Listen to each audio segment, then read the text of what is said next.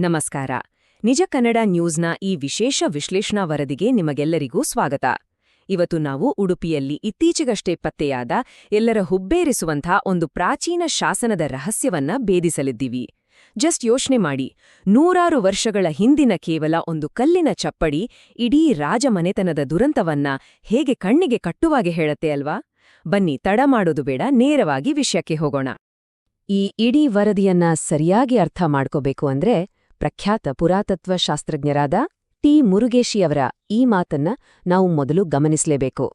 ಅವ್ರು ಹೇಳ್ತಾರೆ, ದಕ್ಷಿಣ ಭಾರತದಲ್ಲಿ ಬೇಟೆಗಾರ ವೀರಗಲ್ಲುಗಳು ಕಾಮನ್ ಆಗಿ ಸಿಗ್ತವೆ, ಆದ್ರೆ ತುಳುನಾಡಿನಲ್ಲಿ ಇವು ಅತ್ಯಂತ ವಿರಳ ಅಂತ.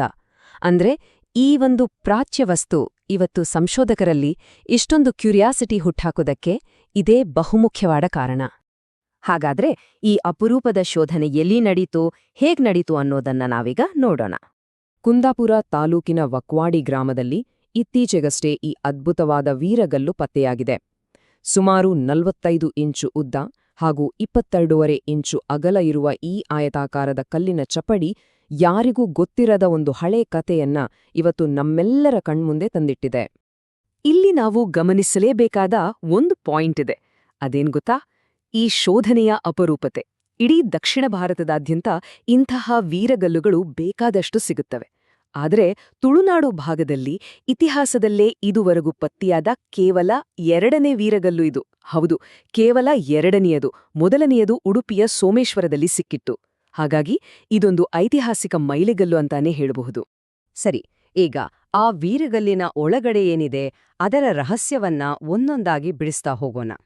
ನಾವು ಈ ಕಲ್ಲನ್ನ ಕೆಳಗಿನಿಂದ ಮೇಲಕ್ಕೆ ಗಮನಿಸಿದ್ರೆ 3 ಸ್ಪಷ್ಟವಾದ ಹಂತಗಳನ್ನ ನೋಡಬಹುದು. ಇದೊಂಥರ ಒಂದು ಸಸ್ಪೆನ್ಸ್ ಕಥೆಯನ್ನ ಓದಿದ ಹಾಗೆ ಅನ್ಸುತ್ತೆ. ಕೆಳಗಿನ ಹಂತದಲ್ಲಿ ನೋಡಿದ್ರೆ ಬೇಟೆ ನಾಯಿಗಳನ್ನ ಹಿಡಿದುಕೊಂಡಿರುವ ವೀರರಿದ್ದಾರೆ, ಮಧ್ಯದಲ್ಲಿ ಭೀಕರವಾದ ಬೇಟೆಯ ದೃಶ್ಯವಿದೆ. ಇನ್ನು ಮೇಲಿನ ಹಂತದಲ್ಲಿ ದ್ರಾವಿಡ ಶೈಲಿಯ ವಿಮಾನ ಹಾಗೂ ಅದರ ಕೆಳಗಿರುವ ಶಿವಲಿಂಗಕ್ಕೆ ವೀರರು ನಮಸ್ಕರಿಸುತ್ತಿರುವ ದೃಶ್ಯವನ್ನ ಅತ್ಯಂತ ಸುಂದರವಾಗಿ ಕೆತ್ತಲಾಗಿದೆ. ಇಲ್ಲಿ ನಿಜಕ್ಕೂ ಅಚ್ಚರಿ ಮೂಡಿಸುವ ವಿಷಯ ಅಂದ್ರೆ ಅಂದಿನ ಕಾಲದ ಕಲಾತ್ಮಕ ನಿಖರತೆ. ಆ ಪ್ರಾಚೀನ ಶಿಲ್ಪಿಗಳು ಎಷ್ಟು ಶಾರ್ಪ್ ಆಗಿ ಕೆತ್ತಿದ್ದಾರೆ ಅಂದ್ರೆ ಬೇಟೆ ನಾಯಿಗಳು ಮತ್ತು ಜಿಂಕೆಯ ಲಕ್ಷಣಗಳು ಅತ್ಯಂತ ಸ್ಪಷ್ಟವಾಗಿ ಬೇರೆ ಬೇರೆಯಾಗಿಯೇ ಎದ್ದು ಕಾಣುತ್ತವೆ. ಪ್ರತಿಯೊಂದು ರೇಖೆಯಲ್ಲೂ ಆ ಕಲಾಕಾರನ ಅಸಾಧಾರಣ ಟ್ಯಾಲೆಂಟ್ ನಮ್ಗೆ ಕಾಣಸಿಕ್ತೆ. ಇಷ್ಟೆಲ್ಲ ನೋಡಿದ ಮೇಲೆ ಈ ಶಾಸನ ಯಾವ ಕಾಲದ್ದು ಅನ್ನೋ ಪ್ರಶ್ನೆ ಬರೋದು ಸಹಜ ಅಲ್ವಾ? ಬನ್ನಿ, ಇದರ ಕಾಲಮಾನವನ್ನ ಹೇಗೆ ನಿರ್ಧರಿಸಿದ್ರು ಅಂತ ನೋಡೋಣ. ಇಲ್ಲಿ ಸಂಶೋಧಕರಿಗೆ ಎದುರಾದ ಅತಿದೊಡ್ಡ ಸವಾಲು ಅಂದ್ರೆ ಈ ಚಪ್ಪಡಿಯ ಮೇಲೆ ಯಾವುದೇ ರೀತಿಯ ಅಕ್ಷರಗಳೂ ಇರ್ಲಿಲ್ಲ.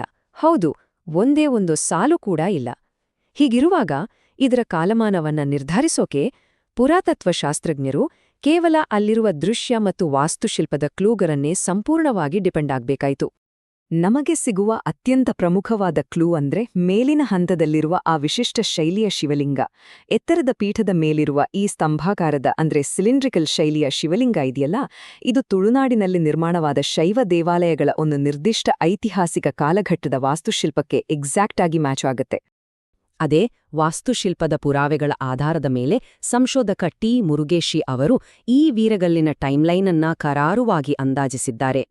8ನೇ ಶತಮಾನದಲ್ಲಿ ಇಂತಹ ಶಿವಲಿಂಗಗಳು ಕಾಣಿಸಿಕೊಳ್ಳಲು ಶುರುವಾದವು ಅನ್ನೋದನ್ನ ಆಧರಿಸಿ ಈ ಶಾಸನವು ಕ್ರಿಸ್ತ ಶಕ 9 ಮತ್ತು 10ನೇ ಶತಮಾನದ ಮಧ್ಯೆ ನಿರ್ಮಾಣವಾಗಿದೆ ಅಂತ ಅವರು ಅತ್ಯಂತ ವಿಶ್ವಾಸದಿಂದ ದೃಢಪಡಿಸಿದ್ದಾರೆ. ಈಗ ಈ ಕಥೆಯಲ್ಲಿ ಒಂದು ದೊಡ್ಡ ಟ್ವಿಸ್ಟ್ ಇದೆ.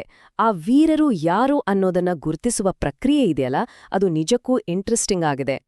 ಯಾಕಂದ್ರೆ ಇವರು ಖಂಡಿತವಾಗಿಯೂ ಯಾವುದೋ ಸಾಮಾನ್ಯ ಹಳ್ಳಿಯ ಬೇಟೆಗಾರರಲ್ಲ. ಮಧ್ಯದ ಹಂತದಲ್ಲಿರುವ ಕೆತ್ತನೆಯನ್ನ ನೀವು ಸ್ವಲ್ಪ ಸೂಕ್ಷ್ಮವಾಗಿ ಗಮನಿಸಿದ್ರೆ ಈ ವೀರರು ಕಂಠಾಭರಣ, ಭುಜಕೀರ್ತಿ, ತೋಳಬಂದಿ, ಕಡಗ, ಕಿವಿಯೋಲೆಗಳು ಜೊತೆಗೆ ಸೊಂಟದಲ್ಲಿ ಒಂದು ಸಣ್ಣ ಕಠಾರಿಯನ್ನ ಧರಿಸಿರೋದು ಸ್ಪಷ್ಟವಾಗಿ ಗೊತ್ತಾಗುತ್ತೆ. ಅಂದ್ರೆ ಇಷ್ಟೊಂದು ವಿಸ್ತಾರವಾದ ಬೆಲೆಬಾಳುವ ಆಭರಣಗಳನ್ನ ನೋಡ್ದಾಗ ಇದು ಸಾಮಾನ್ಯ ಜನರ ಕಥೆ ಅಲ್ಲ ಅನ್ನೋದು ಕ್ಲಿಯರ್ ಆಗತ್ತೆ. ಬದಲಿಗೆ ಈ ಆಕೃತಿಗಳು ಪ್ರಾಚೀನ ತುಳುನಾಡನ್ನ ಆಳಿದಂತಹ ಪ್ರತಿಷ್ಠಿತ ಆಳುಪ ರಾಜವಂಶದ ರಾಜಕುಮಾರರೇ ಆಗಿರ್ಬೇಕು ಅನ್ನೋದನ್ನ ಈ ಆಭರಣಗಳು ಬಲವಾಗಿ ಸಾಬೀತುಪಡಿಸುತ್ತವೆ. ಹಾಗಾದ್ರೆ ಆ ರಾಜಕುಮಾರರಿಗೇನಾಯಿತು? ಈ ವೀರಗಲ್ಲು ಕಟ್ಟಲು ಕಾರಣವಾದ ಆ ಐತಿಹಾಸಿಕ ಬೇಟೆಯ ದುರಂತವಾದರೂ ಏನು ಅನ್ನೋದನ್ನ ಈಗ ನೋಡೋಣ. ಕಲ್ಲಿನ ಮೇಲಿರುವ ಆ ಕುಂಬಿನ ಜಿಂಕೆಯ ಆಕೃತಿ ನಮ್ಮನ್ನ ನೇರವಾಗಿ ಶ್ರೀ ಮೂಕಾಂಬಿಕಾ ವನ್ಯಜೀವಿ ಅರಣ್ಯ ಪ್ರದೇಶಕ್ಕೆ ಕನೆಕ್ಟ್ ಮಾಡುತ್ತೆ. ಆಶ್ಚರ್ಯ ಏನಪ್ಪಾ ಅಂದ್ರೆ, ಈ ವೀರಗಲ್ಲು ನಿರ್ಮಾಣವಾದಾಗಿನಿಂದ ಹಿಡಿದು ಸಾವಿರಾರು ವರ್ಷಗಳಿಂದ ಇಂದಿನವರೆಗೂ ಇದೇ ಪ್ರಭೇದದ ಜಿಂಕೆಗಳು ಆ ಕಾಡಿನಲ್ಲಿ ನಿರಂತರವಾಗಿ ವಾಸಿಸ್ತಿವೆ.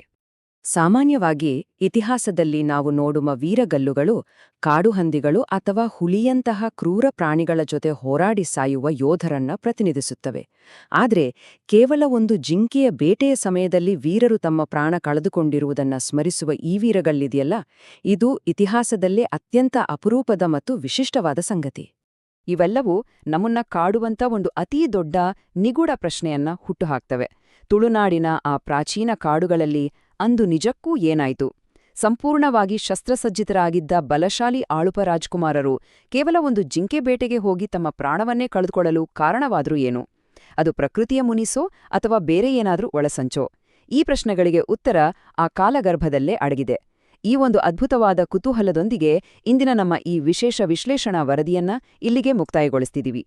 ಈ ಮಾಹಿತಿ ನಿಮ್ಗೆ ಖಂಡಿತ ಇಷ್ಟವಾಗಿದೆ ಅಂತ ಭಾವಿಸ್ತೇವೆ. ಮತ್ತೊಂದು ರೋಚಕವಾದ ವಿಷಯದೊಂದಿಗೆ ಮತ್ತೆ ಸಿಗೋಣ. ನಿಜ ಕನ್ನಡ ನ್ಯೂಸ್ ನೋಡ್ತಾ ಇರಿ. ನಮಸ್ಕಾರ.